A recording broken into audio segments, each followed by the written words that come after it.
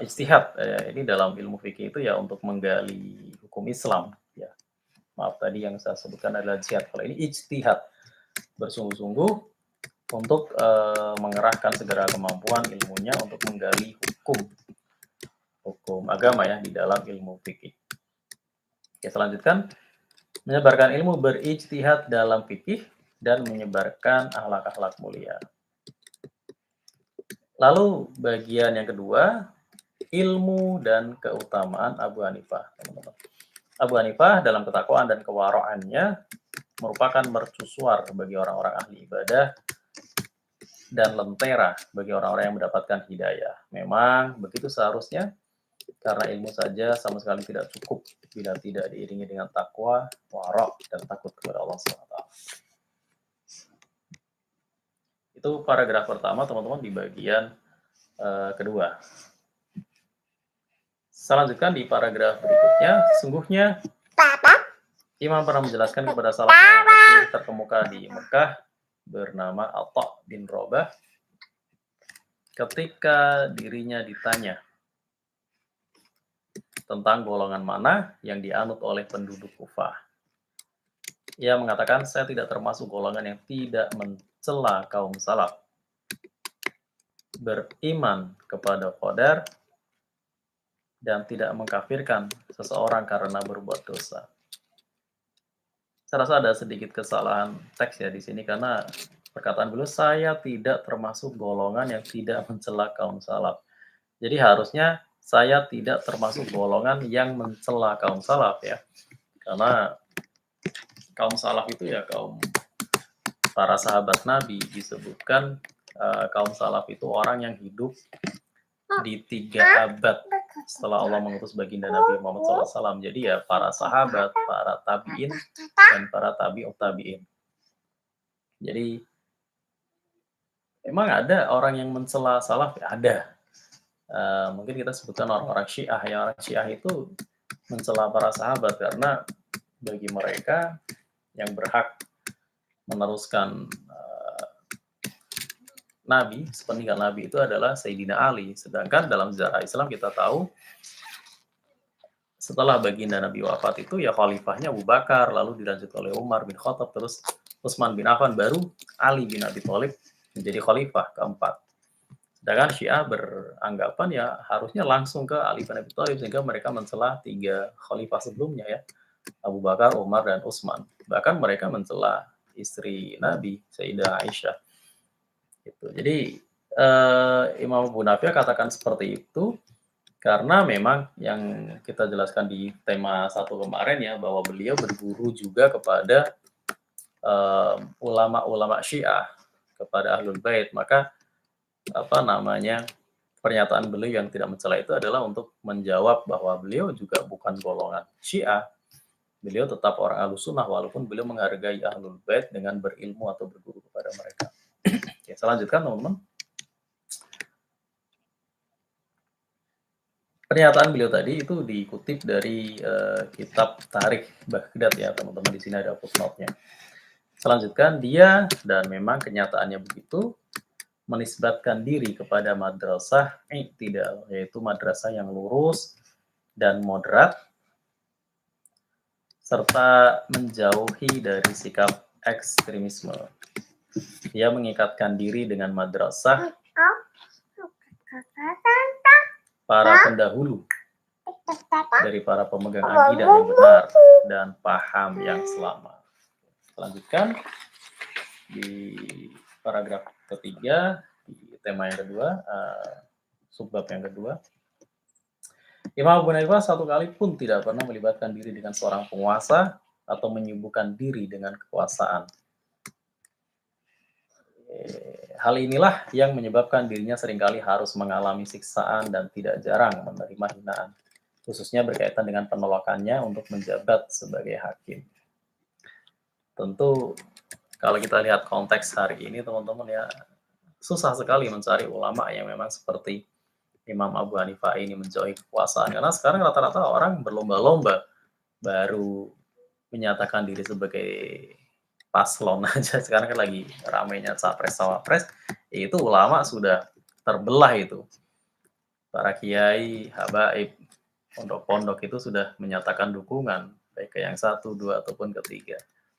Sedangkan dulu Imam Abu Hanifah bahkan terang-terangan menjauh dari kekuasaan karena khawatir ya fatwanya akan dipesan oleh kekuasaan. Jadi beliau menjauhkan diri dari kekuasaan. Selanjutkan, di sini cukuplah kami kemukakan bahwa Imam Abu Hanifah karena dikenal dengan keagungan sifat amanahnya telah ditawarkan kepadanya jabatan tertinggi dalam mengurus Baitul Mal. Akan tetapi karena didorong oleh sifat ifahnya yang begitu kuat dan mendalam serta keinginan mencari kekuasaan, ia atau beliau menolaknya. Ditawari jabatan tinggi Baitul Mal, ya Baitul Mal itu kalau sekarang mungkin ya seperti Menteri Keuangan ya. Karena yang mengurusi keuangan, mengurusi pajak ya Menteri Keuangan atau Dijen Pajak lah, pokoknya urusan itu. Beliau menolak loh, sedangkan sekarang orang berlomba-lomba masuk dalam pajak atau keuangan. Yang menawarkan jabatan ini adalah Yazid bin Umar bin Hubairah, seorang gubernur Bani Umayyah ya, karena beliau hidup di zaman Khalifah Bani Umayyah ya teman-teman.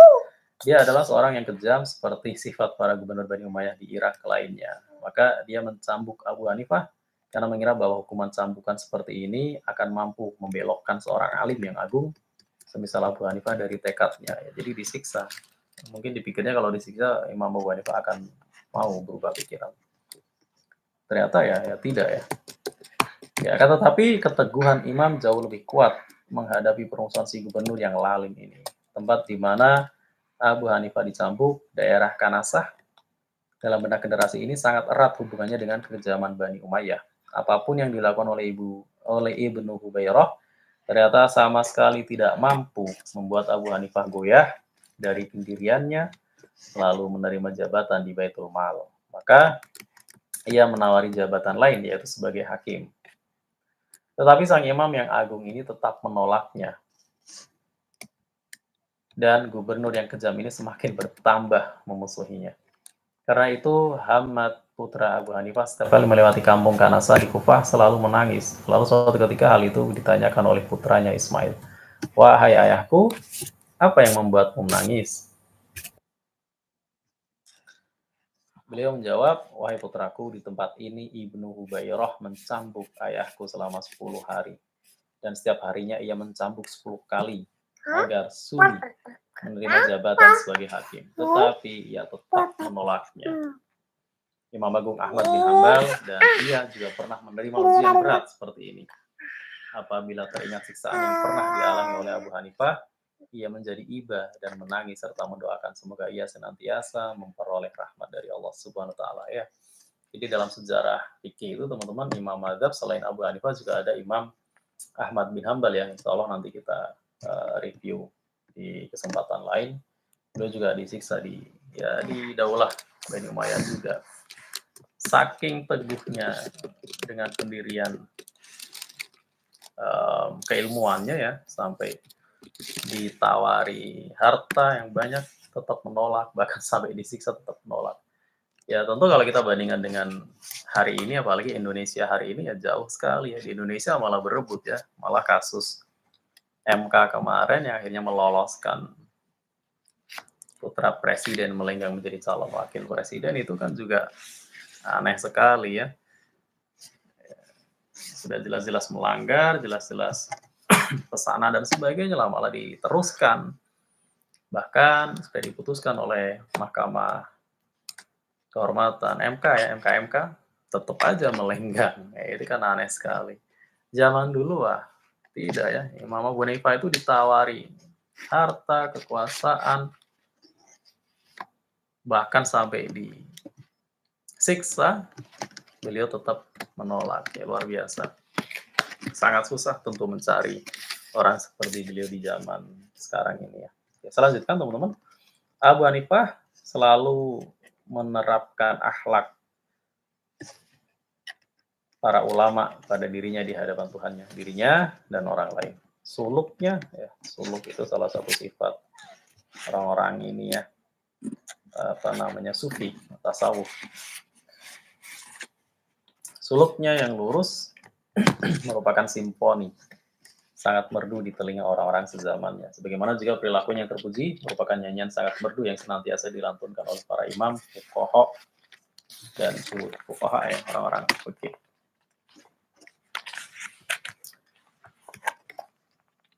Dan seterusnya teman-teman di dalam buku ini isinya adalah pujian-pujian orang-orang terhadap Imam Abu Hanifah ya, termasuk ada di sini disebutkan tentang Raja Harun ar-Rasyid ya.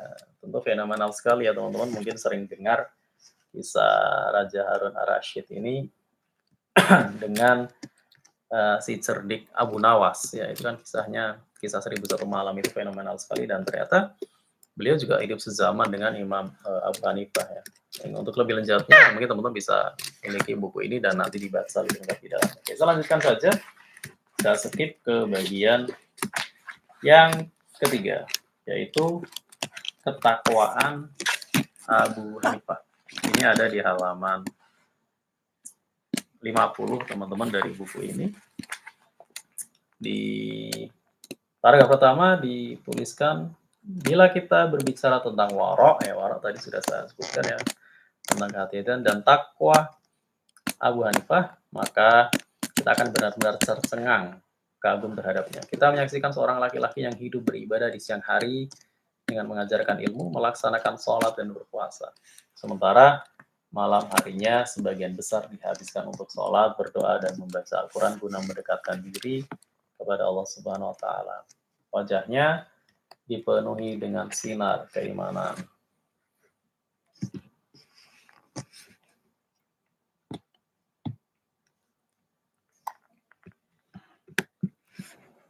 Pandangannya menebarkan rasa ridho, sesuatu yang membuat seorang faqih agung, Yahya bin Sa'id Al-Qattan, mengatakan, demi Allah, jika memandang wajah Abu Hanifah, saya tahu bahwa dia itu bertakwa kepada Allah Subhanahu wa Ta'ala ya. Jadi orang-orang alim itu biasanya ketika melihat seseorang yang lain itu dari wajahnya saja sudah kelihatan teman-teman ya. Jadi orang alim yang lain ketika melihat Abu Hanifah ya sudah tahu ya. Wah, ini orang-orang alim. Selanjutkan, takwa dalam kehidupan Abu Hanifah memiliki banyak tanda yang nyata. Warok dalam perilakunya mempunyai banyak berita yang benar, dan tentang kekhusyuannya memiliki berbagai bukti yang dapat dipercaya. Abu Hanifah adalah ahli ibadah yang sangat terkenal pada zamannya. Hasan bin Muhammad Al-Laitsi meriwayatkan hal ini. Dia menuturkan, saya datang ke Kufah dan menanyakan tentang penduduknya yang paling ahli ibadah. Maka saya ditunjukkan kepada Abu Hanifah. Karena itu, sama sekali tidak menyerankan bila Abu Hanifah dikatakan sebagai orang yang paling ahli ibadah di Kufah. Kenapa tidak? Dialah yang sholat subuh dengan satu wudhu yang telah digunakannya untuk sholat isya selama 40 tahun. Jadi wudhunya sekali ya, dari isya sampai subuh nggak batal. Berarti ya, kalau di dalam mazhab Syafi'i beliau nggak tidur. Karena dalam mazhab Syafi'i itu ketika tertidur pulas ya wudhunya batal. Sedangkan Imam Abu Hanifah itu nggak sampai batal wudhu sholat isya sampai subuh. Luar biasa sekali teman-teman. Dan itu berlangsung selama 40 tahun ya, nggak sehari dua hari. Selanjutnya, sebagian besar malam ia gunakan untuk membaca seluruh Al-Quran dalam satu rakaat. Jadi satu rakaatnya hatam, satu Quran 30 juz. Luar biasa sekali. Seringkali terdengar suara tangisannya hingga membuat para tetangga mendoakannya agar senantiasa memperoleh rahmat dari Allah Subhanahu wa Ta'ala. Ia telah mengkhatamkan Al-Quran di tempat ia meninggal sebanyak 7.000 kali. 7.000 kali, luar biasa sekali.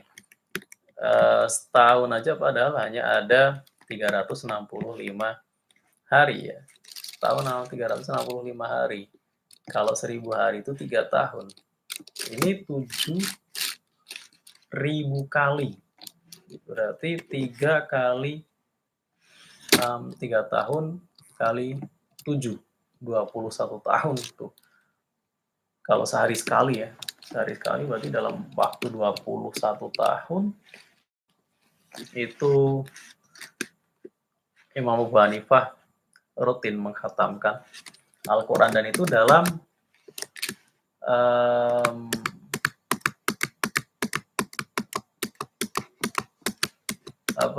sekali rakaat sholat, teman-teman. Tadi disebutkan membaca seluruh Al-Quran dalam satu rakaat ya, luar biasa sekali.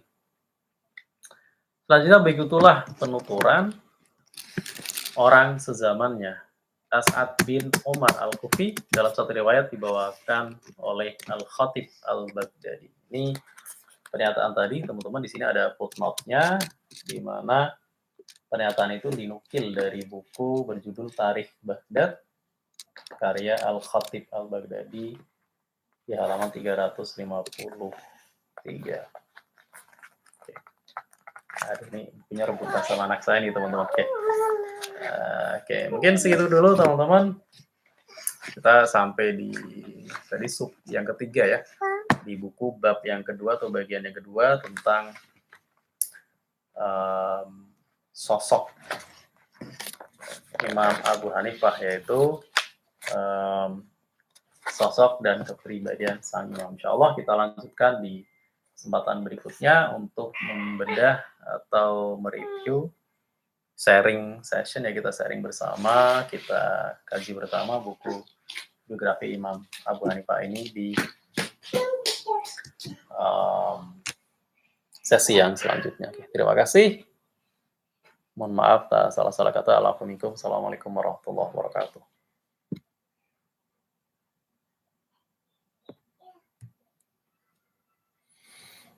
Udah selesai pergi deh kamu deh.